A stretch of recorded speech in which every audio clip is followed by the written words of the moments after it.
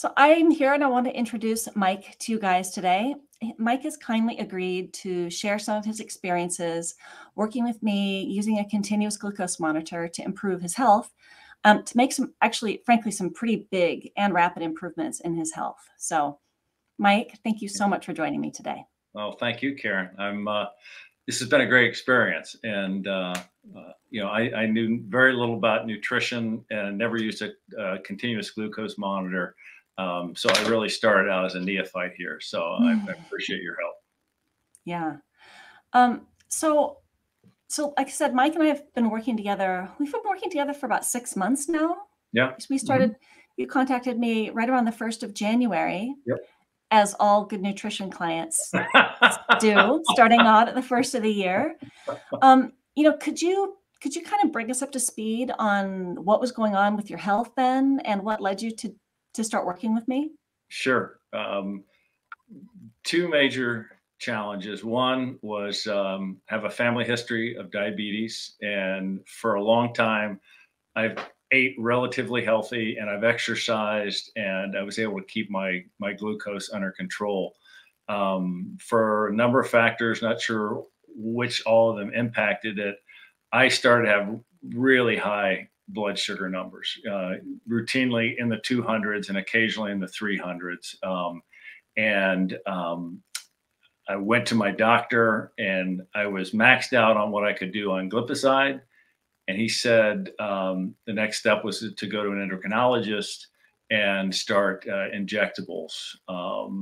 And it's also the neuropathy as a result of the diabetes had ramped up. So those are my two major things that I've brought to the table.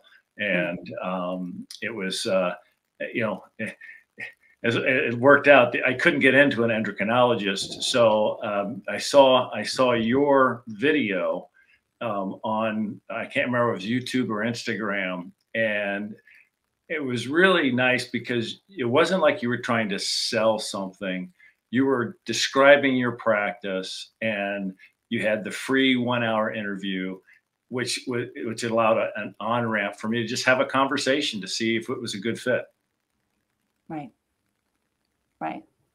And you mentioned that your blood sugar levels were pretty high. You had got some high blood sugar levels. How are you monitoring that? Were you just doing finger sticks? Were you going to the doctor to get those?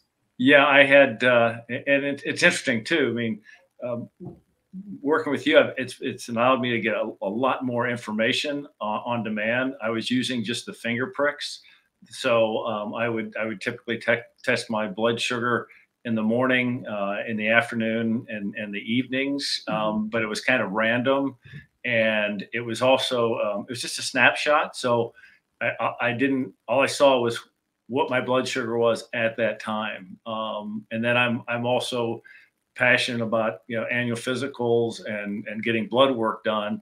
So again, I was getting a snapshot of what my blood sugar was at a point in time, and that was and then going to the endocrinologist, I wanted to be able to have a bigger stream of data because I like information, and that's really helpful for me to go through this process. And the way you described the continuous glucose monitor, it allowed me to see instant feedback of when I would eat food or exercise, or even how sleep impacted it. And that allowed me to make lifestyle changes that I couldn't have done without the glucose monitor. Right. Right. So backing up, so you were doing the finger sticks before, and I think a lot of people know what a finger stick is. You do a blood prick and you put it on a piece of, filter paper or whatever, and then it goes into a monitor. But what was it like starting to use a continuous glucose monitor? Was it a big technical challenge for you? Actually, after you first put it on, the first time you put it on, you think, oh, this thing's really going to sting or whatever. And you put it on, like there's no pain. It's really easy. And next thing you know, you just hold your phone next to the monitor on your arm, and it gives you a stream of data that goes back 8 hours of what your blood sugar has been. and then the ability to use the log that you taught me how to use, where Mm-hmm. I could put in, when I ate certain things, when I exercised, if I had a tough day at work, to look at stress and that kind of stuff. And it allowed you and I to be able to have really good conversations on, what's working and maybe what to try, and help me to avoid foods. Like I thought I was eating a relatively healthy diet and fairly And low. you I had good was. food choices. Yeah, yeah. I mean, in fact, and I don't know if I shared this with you, but I had talked with other dietitians, and I would tell them what I was doing, and they basically said, "Well, you're doing a good job." And Hmm.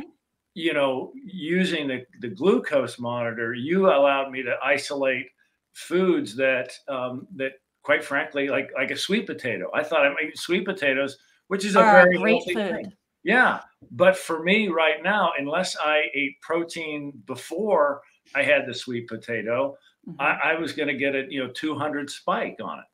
Right. Right. So it really personalized Absolutely. I mean, the and plan it for you. allowed me.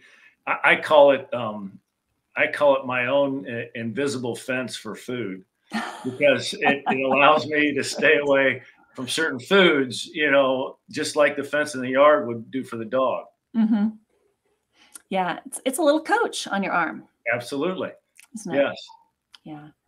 Yeah, because one thing I remember, so what Mike is talking about is, when you have a continuous glucose monitor, let's take this. He's talking about the sensor that goes on your arm, and then when it's on there, you sort of, you scan it with your phone. Some of them you don't even have to scan anymore.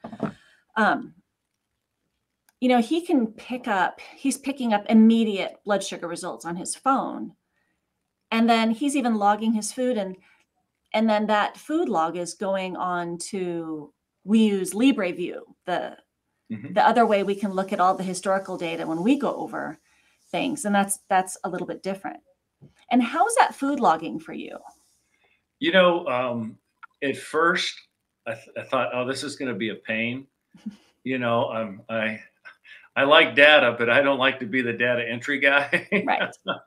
But it was really very simple, because when I saw the feedback, when I saw like my numbers either go up or down, I wanted to correlate that to, okay, here's what I ate. I had a big salad with chicken for lunch, and I took a 15-minute walk, and I would instantly see that I had my blood sugar might have gone up to 110 and then down to 100 by the time I got back to the office. And to have that immediate impact, it just helped me have the discipline to keep doing it, Hmm. because I was getting the rewards, and I wasn't trying to do this, but I also lost like 25 pounds in the first 3 months.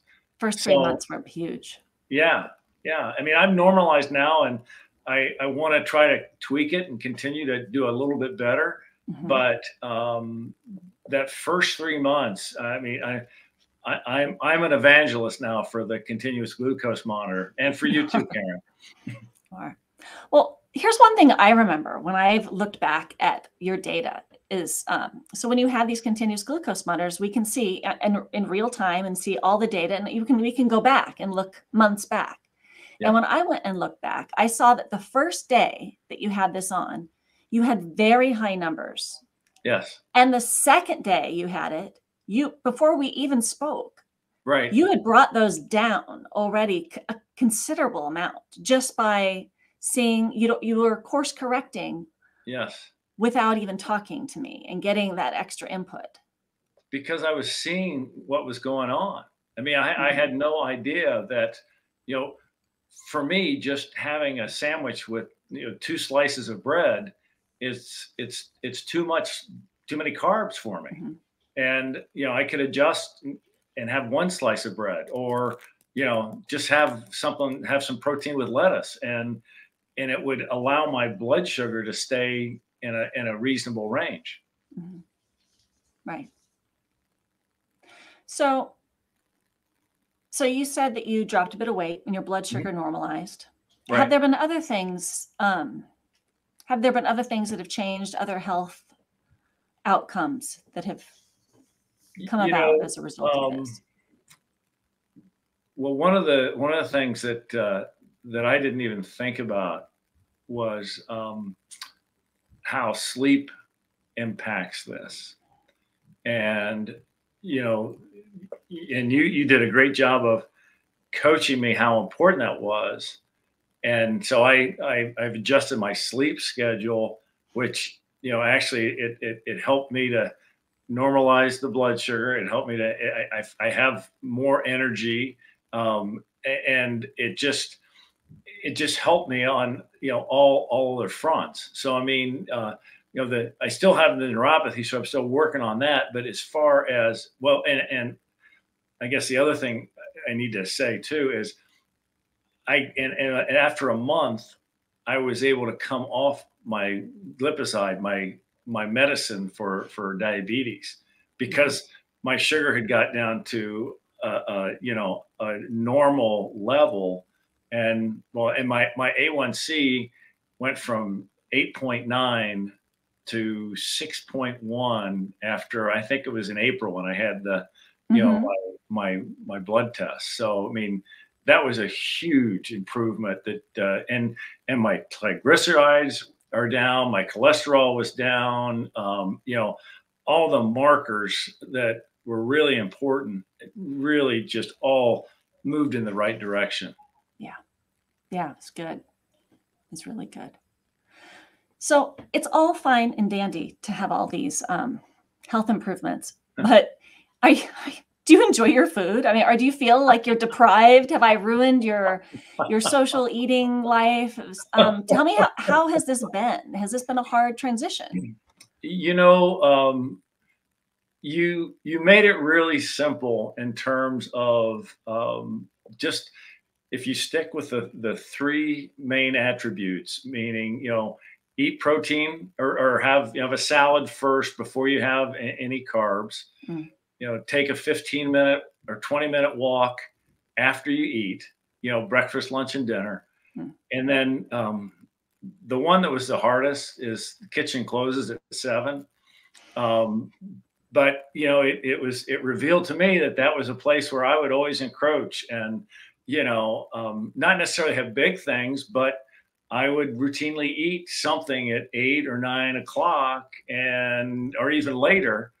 And it would spike my blood sugar, or it'd keep it high at night. So, I mean, those three things made it really easy. They were kind of guardrails for me, really. But then once I started shifting, I didn't miss, I don't miss having a big hamburger at lunch or something and fries. I find myself, I have a salad with protein. It's healthy. And with the walk, I don't get the fog after lunch. So it allows me to function better, and it helped me. It helped me to realize that, oh, okay, that big bowl of pasta, while it might be really great when you're eating it at lunchtime, it wrecked my sugar, and I was a zombie in the afternoon at work. And then you try to self-medicate with coffee, and it just keeps you up at night, and then you go to sleep, and then your blood sugar's off. Exactly. Rinse and repeat. Yes. Yeah, you explained that really well. Yeah. So what's next?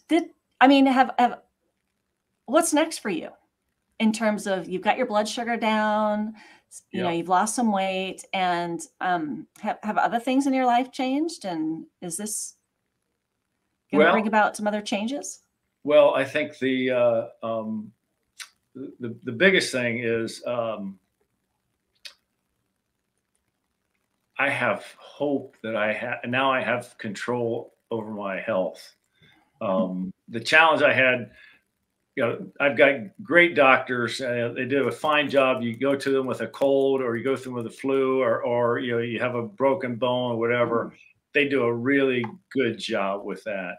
But what I found was, here is a space that they really they don't know how to use nutrition to help me.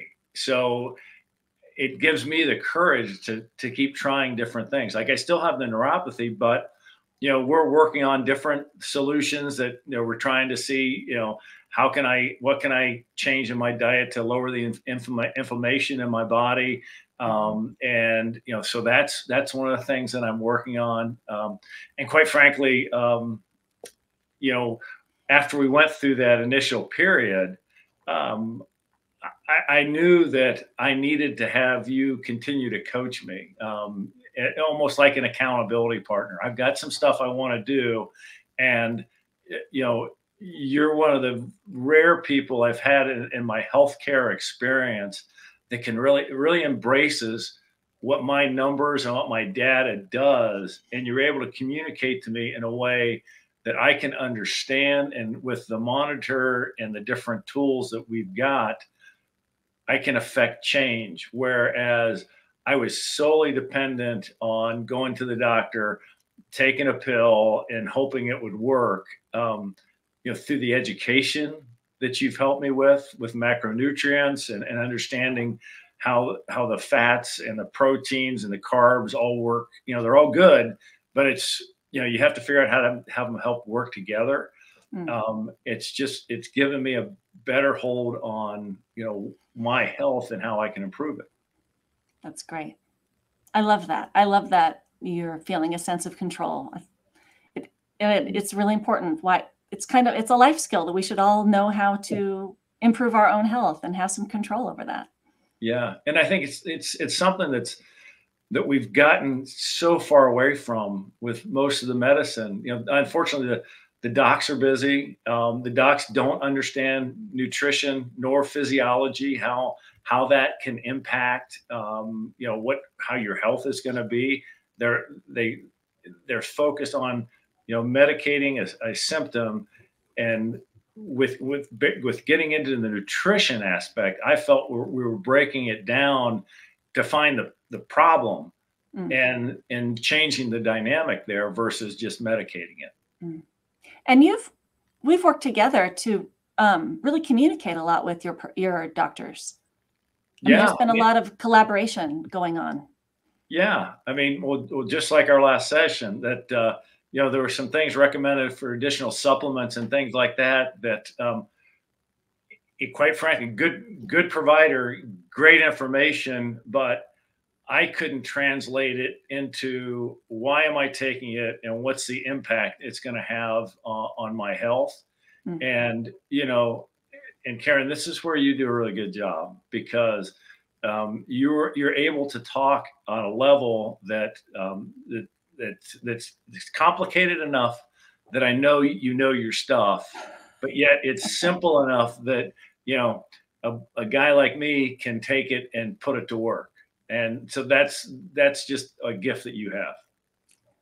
Great. Good.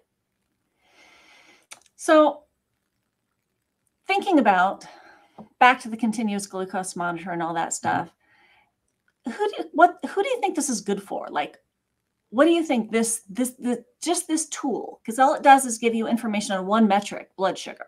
Right. Who would you recommend this for? What kind of person do you think would benefit from this? I think it's a person that struggles obviously with the blood sugar is the first candidate. But if you're at a point where your only option is medication, and you're willing to just spend a little time with the numbers, I mean, because you're getting instant feedback. And if you're willing to just wear the monitor and see what foods are affecting it, take a little time and enter the data.